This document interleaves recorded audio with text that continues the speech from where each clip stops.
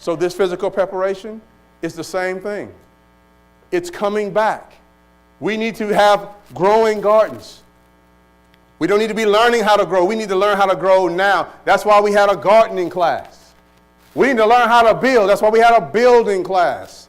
These are the building blocks of preparation. We need to know how to survive and get away from the creature comforts.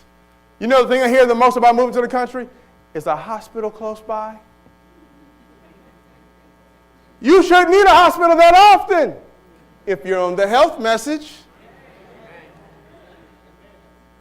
You should learn how to preserve your food. That's why we did a class on canning.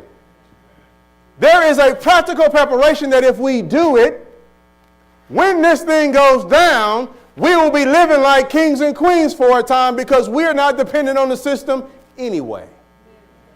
We'll understand solar. We'll understand how to gather water and grow food and process. The food factories will be already in full effect. We'll know how to make stuff and grow stuff and can stuff and preserve stuff. So while people in the city can't buy and sell, well, we're okay because we prepare.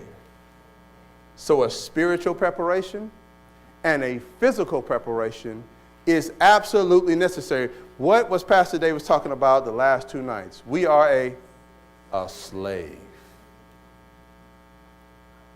We've got to get free. We've got to get free. And I want to encourage you with this right here. Some people have been looking for land for 20 years, but you cannot give up now. Some people have been trying to get an outpost started for a long time. You cannot give up now. Just because your prayer hasn't been answered doesn't mean it won't be answered. We've got to remain faithful to God, stand the test, and God will answer prayer. Now, I say that with a confidence because I've gone through some stuff. And I've seen God say, I got your back, you just watch me. Now that I know that, now that that is in my heart and soul, I will not question God again. That is my commitment. Lord, I will not ask you how it's going to happen. I will not doubt you again. I will just wait and see what you are going to do. And brothers and sisters, that's what we got to do. We cannot give up now. We just got to keep looking, keep preparing, keep getting where we need to be by the help of the Holy Spirit. And when it's time, God will say, now move, go. And we will be prepared. But if we're not doing anything, Brother Bridges does a thing on Out of the Cities, and he says, pack and pray. Don't delay. Start today. That's what we got to do. We got to start preparing right now, even though we don't know how it's going to work out. Even though the money is not there. God has a billion different ways to handle any given situation. A billion different ways. If he can create a billion different worlds, he has a billion different ways. We just got to be faithful and allow Christ to work for us. I saw angels hurrying to and fro in heaven, descending to the earth, and again ascending to heaven, preparing for the fulfillment of some important event.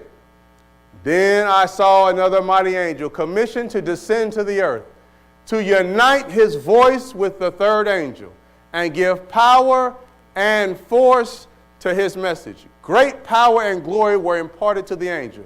And as he descended, get this, the earth was lightened with his glory. That means he was flying fast. He was trying to get here. The light which attended this angel penetrated everywhere as he cried mightily with a strong voice, Babylon the great is fallen, and has become the habitation of devils, and the hold of every foul spirit, and a cage of every unclean and hateful bird. The message of the fall of Babylon is given by the second angel, is repeated with the additional mention of the corruptions which have been entering the churches since 1844. Here's a familiar chart. Now, let me ask you a question before we go through this chart. Now, Israel was on a journey. Amen? They were leaving what? Egypt, going to Canaan. They had a necessary preparation that they had to complete before they left Egypt. They crossed the Red Sea. What was the first place they stopped? Mount Sinai. They had to get the law. God had to talk to them and give them what they needed, what they forgot from being in slavery. And then they went on and they wandered in the wilderness and they finally made it to Canaan. That journey, we are on that same journey. Now, if I was to ask you today where we were in time, and if I gave you three options, we were in Egypt, if we're in Canaan, or the banks of the Jordan, what would you tell me? Oh, so you do know the time. Okay. I wanted to read something. Oh, it's on my computer. Oh, it's got to start up. Goodness. So we are on the banks of the Jordan. Okay? Well, then that says something. Let me just read something here. Okay. I'm reading from Patriarchs and Prophets. It says, with joyful hearts and renewed faith in God, the victorious armies of Israel had returned from Bashan. They had already gained possession of a valuable territory. And they were confident of the immediate, what? Immediate conquest of Canaan. Only the river Jordan lay between them and the promised land. Just across the river was a rich plain covered with verdure, watered with streams from copious fountains, and shaded by luxuriant palm trees. On the western border of the plain rose the towers and palaces of Jericho, so embosomed in its palm tree groves that it was called the city of the plains. But amid these attractive surroundings, they were to encounter an evil more deadly than mighty host of armed men or the wild beasts of the wilderness. That country, so rich in natural advantages, had been defiled by the inhabitants in the public worship of Baal, the leading deity. The most degrading and iniquitous scenes were constantly enacted. Now, what it says, this evil was worse than wild beasts or mighty host. But what made it so bad? They looked upon and saw the iniquitous practices that were happening in these places. They saw it. They didn't participate, they saw it. They beheld it. They looked upon the things that suggested what happened there and read about it. And it says, this evil was more deadly than the mighty host or wild beast. They beheld it. They took in scenes they shouldn't have taken in. And it says that was more deadly. That country, so rich in natural advantages, had been defiled by the inhabitants in the public worship of Baal, the leading deity. The most degrading and iniquitous scenes were constantly enacted. On every side were places noted for idolatry and licentiousness, the very names being suggestive of the vileness and corruption of the people. These surroundings exerted a polluting influence upon the Israelites. Their minds became familiar with the vile thoughts constantly suggested. Their life of ease and inaction produced its demoralizing effect, and almost unconsciously to themselves, they were departing from God and coming into a condition where they would fall an easy prey to temptation. During the time of their encampment beside Jordan, Moses was preparing for the occupation of Canaan. In this work, the great leader was fully employed, but to the people, this time of suspense and expectation was most trying. This is what happened to the virgins. They all fell asleep. The spirit of prophecy says they were asleep with weariness, waiting for the bridegroom to show up. And before many weeks had elapsed, their history was marred by the most frightful departures from virtue and integrity. Now, I'm about to read something. I want you to pay attention to this.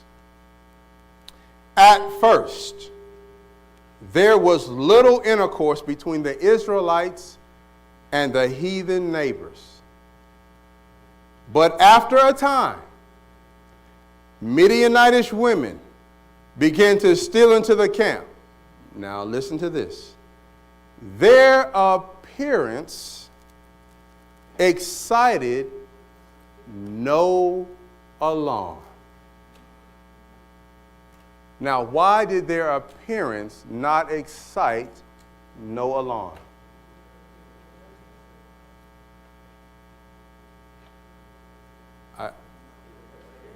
They looked the same. They came in dressing like Israelites, not acting crazy. They didn't come in looking like harlots. They didn't come in doing anything, but they had an agenda. So they stole into the camp unawares, didn't excite any uproar. It says from the guardians, those who watched for the people, those who were paying attention, those on the wall with the trumpets did not realize an enemy was in the house. And while the enemy was in the house and nobody was alerted, Satan was working. And brothers and sisters, we are on the banks of the Jordan. And for a long time, Satan has entered God's church unawares. Now, let's keep moving. Their appearance excited no alarm, and so quietly were their plans conducted that the attention of Moses was not called to the matter. It was the object of these women in their association with the Hebrews to seduce them into transgression of the law of God, to draw their attention to heathen rites and customs and lead them into idolatry. These motives were studiously concealed under the garb of friendship, so that they were not suspected even by the guardians of the people. So we know the story. Balaam suggested for a grand festival, and because they regarded him as a prophet, they came. Now, at Balaam's suggestion, a grand festival in honor of their gods was appointed by the king of Moab, and it was secretly arranged that Balaam should induce the Israelites to attend. He was regarded by them as a prophet of God, and hence had little difficulty in accomplishing his purpose. Great numbers of the people joined him in witnessing the festivities. So they went to just see, because a friend invited me. But I'm not going to participate, I'm just going to see. They ventured upon the forbidden ground and were entangled in the snare of Satan, beguiled with music and dancing, and allured by the beauty of heathen vestals. What is a vestal? I looked it up because I didn't know either. A vestal is like a nun. It says, there's a mythical god called Vestas, and there are supposed to be virgin women who were responsible for the fire of that god. It goes on to say the noun form of the word Vestal simply is women in the religious work. Now let that sink in. What is Satan doing to God's church right now? What is one of the big arguments right now? Women's ordination, women pastors. That's just out of God's order. Doesn't mean you don't have a work for God to do. Doesn't mean that at all. But we see right here, they were beguiled by the same thing on the heathen side. Beguiled with music and dancing and allured by the beauty of heathen vestals. Now, if there was music and dancing with heathen vestals, do we see that today? We see that in God's house today. We're on the same journey.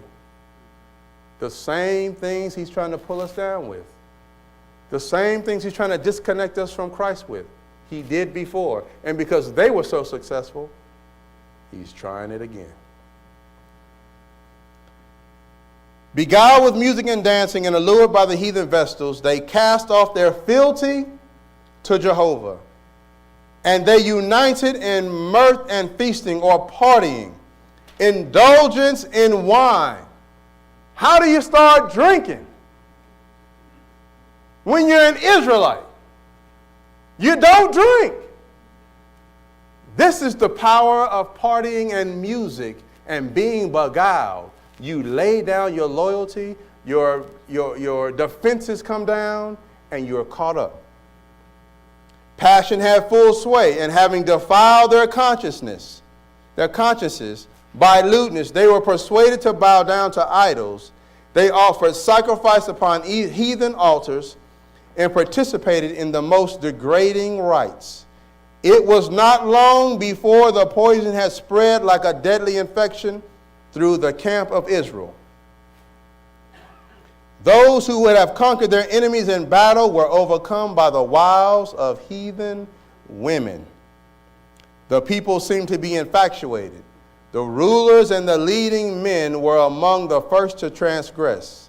And so many of the people, let me go back and read that again. The rulers and the leading people were so infatuated. I messed my place.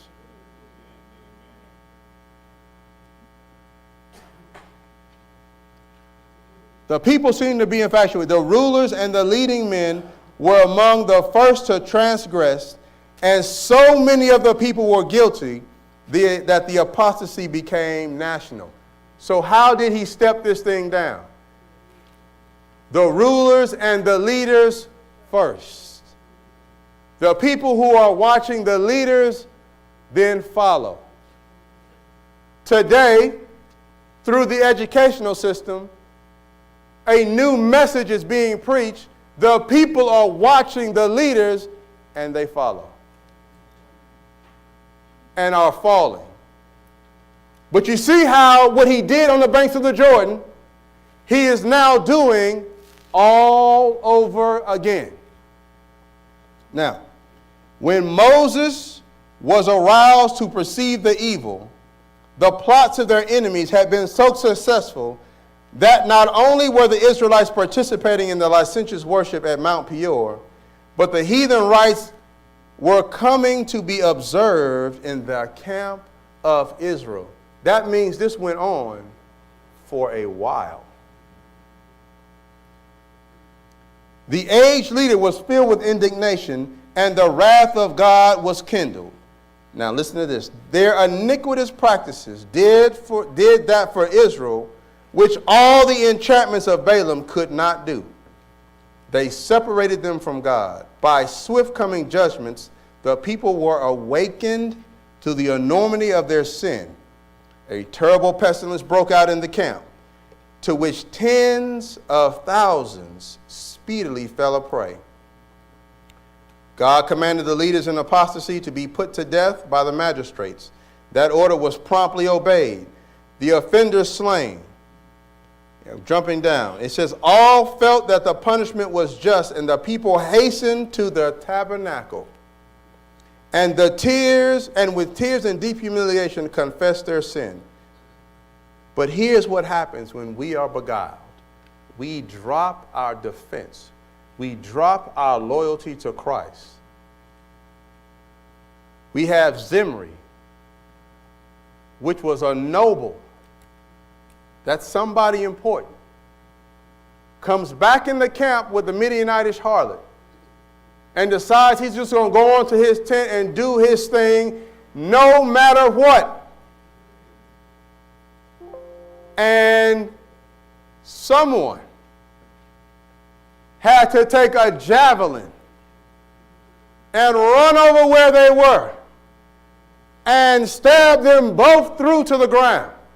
And then God said, my anger is satisfied.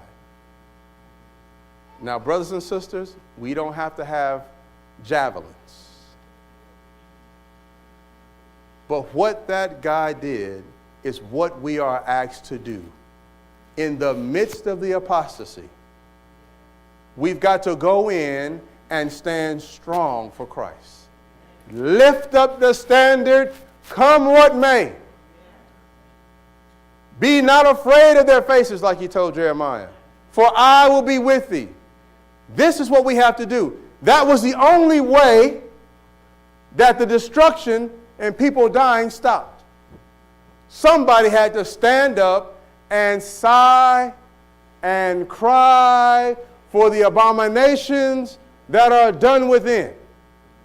You cannot sigh and cry on the outside. He had to go to the tent where it was happening and take care of business. Now, brothers and sisters, that's where we are today. We're on the banks of the Jordan. What does it say in Romans 13:11? It is high time to awake out of sleep, for now is our salvation nearer than when we first believed. Let's go there. Let's go there. I want to read verse 12, and I don't remember it by heart. Romans 13:11.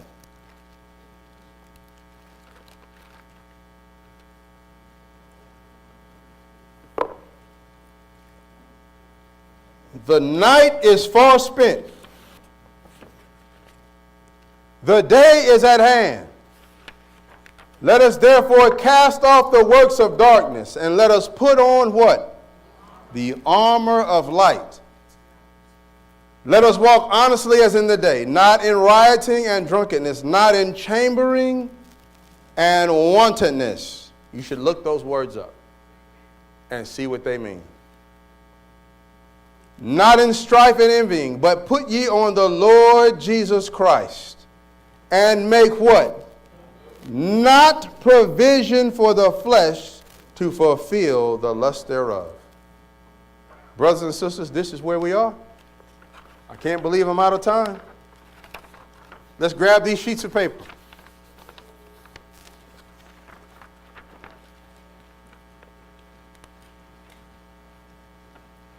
In the inside, this is Early Writings, page 269 to 273. It is a chart that has been set up. And let's just read some of this. At the beginning it says, I saw some with strong faith and agonizing cries pleading with God. Their countenances were pale and marked with deep anxiety, expressive of their internal struggle. Firmness and great earnestness was expressed in their countenances. Large drops of perspiration fell from their foreheads. Brothers and sisters, this is not just a prayer. This description is given of somebody struggling like Christ was in Gethsemane when he knelt to pray and asked, if it be possible, Lord, take this cup from me, It was so bad that large drops of blood began to come from his face because he was facing the weight of the sin of the world on him at that moment. Now and then their faces would light up with the marks of God's approbation, and again the same solemn, earnest, anxious look would settle upon them. Evil angels crowded around, pressing darkness upon them to shut out Jesus from their view, that their eyes might be drawn to the darkness that surrounded them, and thus they be led to distrust God and murmur against him. Their only safety was in keeping their eyes directed upward. Angels of God had charge over his people, and as the poisonous atmosphere of evil angels was pressed around these anxious ones, the heavenly angels were continually wafting their wings over them to scatter the thick darkness. As the praying ones continued their earnest cries, at times a ray of light from Jesus came to them to encourage their hearts and light up their countenances. Some, how many? I saw, did not participate in this work of agonizing and pleading. They seemed indifferent and careless. They were not resisting the thick darkness around them, and it shut them in like a thick cloud. The angels of God left these and went to the aid of the earnest praying ones. I saw angels of God hasten to the assistance of all who were struggling with all their power to resist the evil angels and trying to help themselves by calling upon God with perseverance. But his angels left those who made no effort to help themselves, and I lost sight of them. Now let's read this here. I asked the meaning of the shaking I had seen, and was shown that it would be caused by the straight testimony called forth by the counsel of the true witness to the Laodiceans. This will have its effect. That's why we must give this message internally. God said that his church would be shaken. Now, what does it mean for the straight testimony to cause the shaking? What does that look like in the local church?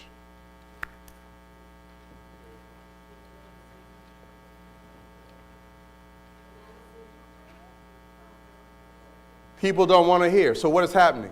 Two forces are struggling for the supremacy.